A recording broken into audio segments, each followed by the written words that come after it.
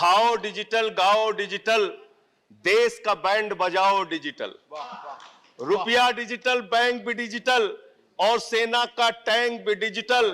बच्चे पाएं डिजिटल शिक्षा और फिर मांगे डिजिटल भिक्षा। बच्चे पाएं डिजिटल शिक्षा और फिर मांगे डिजिटल भिक्षा। डिजिटल डॉक्टर, डिजिटल गोली, डिजिटल ईद और डिजिटल होली, डिजिटल सड़क पर डिजिटल कार, डिजिटल संसद और सरकार, डिजिटल खेत में करो किसानी, डिजिटल खाद और डिजिटल पानी, डिजिटल दूध और डिजिटल गाय, डिजिटल चीनी, डिजिटल चाय, भर के खाओ डिजिटल रोटी और फिर कर दो डिजिटल पोटी। ये इस बजट के बारे में एक कवि की प्रतिक्रिया है मान्यवर। और जो इस सरकार के दावे हैं अब उस पर थोड़ी बात कर लेते हैं मान्यवर। इन्होंने कहा है कि 60 लाख नौकरियां देंगे। मैं पूछना चाहता हूं, आपने तो स्वयं स्वीकार कर लिया, पहले तो आप 2-2 करोड़ करके लोगों को मूर्ख बनाते रहे और अब आप खुद स्वीकार कर रहे हैं कि 2 करोड़ आपके बस की नहीं है। अब आप 60 लाख नौकरियां देने की बात कह रहे हैं। और आप नौकरियां कैसे दे रहे हैं नौजवानों को मान्यवर?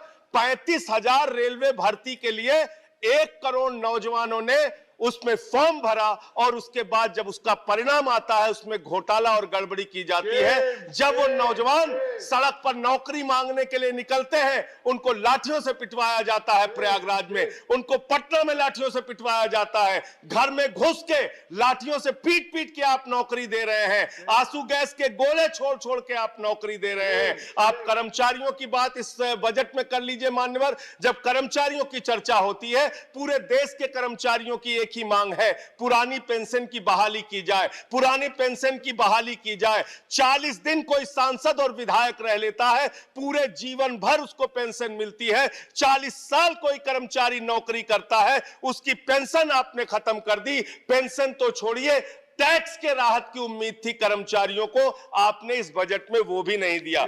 इसके साथ साथ मान्यवर आपने इस बजट में किया क्या है?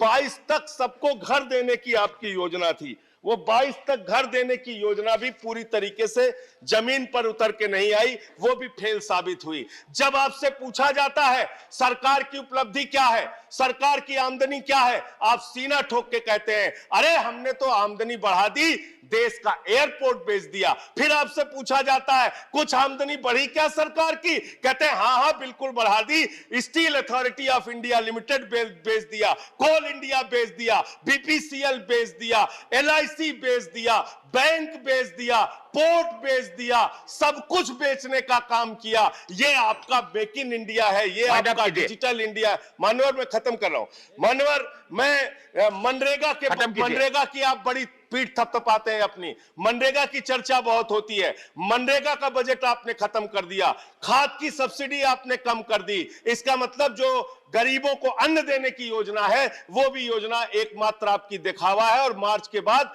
गरीबों को अनाज हिंदुस्तान में मिलना बंद हो जाएगा।